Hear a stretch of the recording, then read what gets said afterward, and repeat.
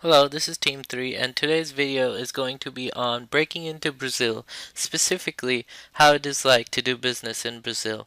Today's video is going to be narrated by Ashik Arif, Mohammed Alim, and Lori Holt. Over the past century, Brazil has experienced a monarchical, communist, and military dictatorship style of government, and has had a total of 7 constitutions, but the most recent constitution of Brazil was that created in 1988.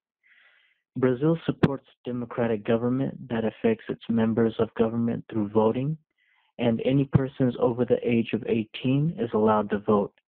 Brazil's federal government also has 3 branches of government, just like the United States, which are executive, legislative, and judicial branches.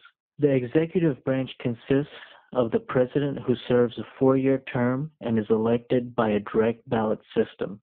The legislative branch is served by a 2-chambered National Congress that consists of the Federal Senate, which has 81 members that serve for 4 years, and the Chamber of Deputies that have 513 members that serve for a term of 8 years. The judicial branch is exercised by the Supreme Federal Tribunal, which has judges that are appointed for life, and they are elected by their own tribunal members. Brazil has 26 states, which are semi-autonomous entities that have the same style of administration as the federal government and have relative financial independence. States hold elections every 4 years. The executive role of the states is filled by the governor and his secretaries. The legislative role is filled by the Legislative Assembly, and the judicial role is filled by the Justice Tribunal. The governors and members of the assemblies are elected, but the judiciary members are appointed by the governor. Brazil also has over 4,400 municipal councils that are also autonomous in only local affairs. Now, the economic circumstance of Brazil is that since 2003, Brazil has been experiencing rapid economic growth and social progress throughout the country. In the past decade, more than 26 million people were lifted out of poverty. The income growth of the bottom 40% of the population has grown at an average of 6.1% per year versus only 3.5% growth for the total population. However, since 2013, Brazil has shown signs of slowing down this growth rate. Brazil's growth rate has slowed down from 4.5% in 2006 to 2010 to only 2.1% in 2011 to 2014, and just 0.1% in 2014. The inflation rate of the country remains very high at 6.4%. Currently, Brazil's GDP per parity is $2.4 trillion. Its growth rate is at 2.3% and has a 2.6% 5-year compound growth. A per capita income of $12,221, and an FDI inflow of $64 billion. Now we will take a look at Hofstede's 6-dimensional model of natural national culture to help learn about the socioculture in Brazil.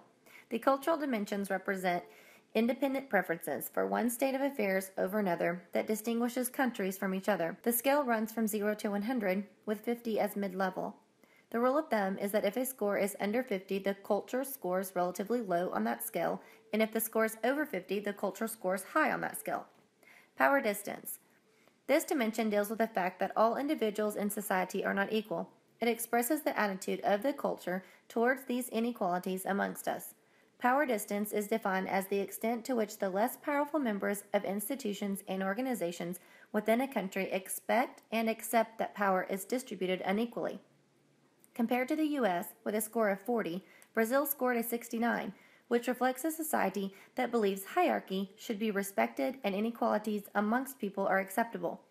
The different distribution of power justifies the fact that power holders have more benefits than the less powerful in society. Individualism. This fundamental issue addressed by this dimension is the degree of interdependence a society maintains among its members. It has to do with whether people's self-image is defined in terms of I or we. Compared to the U.S. with a score of 91, Brazil has a score of 38, which means that in this country, people from birth onwards are integrated into strong, cohesive groups, which continues protecting its members in exchange for loyalty. This is an important aspect in the working environment too, where, for instance, an older and powerful member of a family is expected to help a younger nephew to be hired for a job in his own country. Masculinity. A high score, or a masculine score, on this dimension indicates that the society will be driven by competition, achievement, and success, with success being defined as the winner. A low score, or a feminine score, on the dimension means that the dominant values in society are caring for others and quality of life. Compared to the U.S. with a score of 62, Brazil scores a 49, a very intermediate score on this dimension. Uncertainty avoidance. The dimension uncertainty avoidance has to do with the way that a society deals with the fact that the future can never be known. Should we try to control the future or just let it happen? Compared to the U.S. with a score of 46, Brazil scores a 76, which is high on uncertainty avoidance, and so do the majority of the Latin American countries. These societies show a strong need for rules and elaborate legal systems in order to structure life. Long-term orientation. This dimension describes how every society has to maintain some links with its own past while dealing with the challenges of the present and future, and societies prioritize these two essential goals differently. Compared to the U.S. with its score of 26, Brazil scored a 44, which is intermediate in this dimension. Indulgence. One challenge that confronts humanity now and in the past is the degree to which small children are socialized.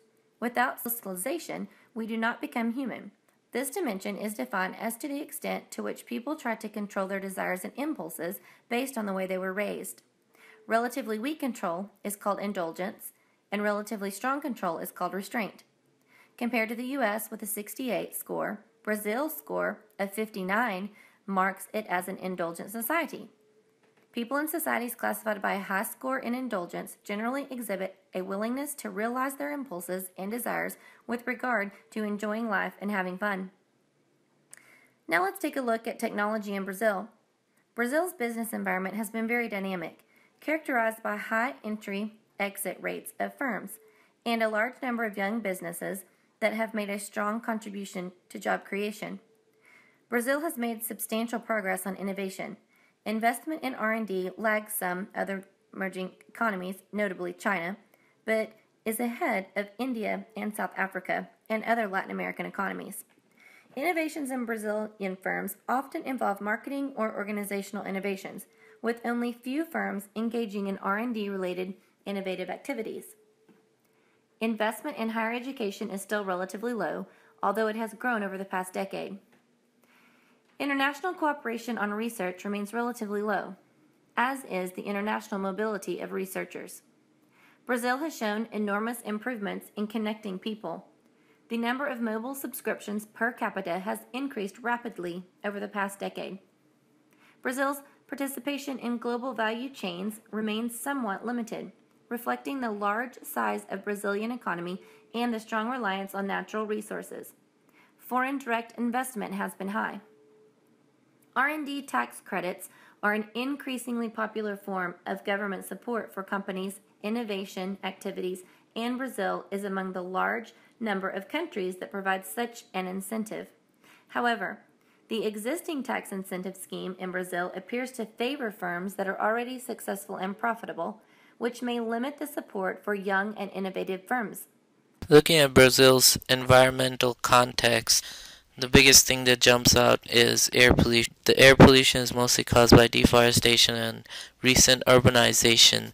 Brazil is ranked 77 out of 178 countries by the Environmental Performance Index. It is based on factors such as carbon in the atmosphere, which is at 52.02 according to the EPI. That is an average score, and due to deforestation, this number has grown over the years. Legal context of Brazil. To judge the legal context of Brazil, we are going to be looking at the Rule of Law Index that World Bank provides us with. The Rule of Law Index tells us how much the people abide by the rules. Ranked at 52, Brazil does not have a particularly strong rule of law compared to the United States, which ranks at 91 percentile. Transparency International's Corruption Perception Index gives us an idea of how corrupt the country is likely to be. Ranking at 43, Brazil is more towards the corrupt side. Comparing to the United States scored 73. Doing a SWOT analysis for Brazil, we found out that the strengths that Brazil has include a large population, the host of 2014 FIFA World Cup, large oil resources, it's a big provider of sugarcane ethanol, it has natural resources, property rights, and a stable economy. Some of the weaknesses that we uncovered were environmental pollution, corruption of government, high poverty, pollution, inflated property prices, and slow economic growth. Opportunities that Brazil could capitalize on include many untapped natural resources, opportunity to be global power, the Olympics in 2016, and great potential for mortgage growth. Some of the threats that Brazil faces include the economy being sluggish, bad exchange rate and asset prices, export-driven economy, high interest rates, real currency, and social inequality.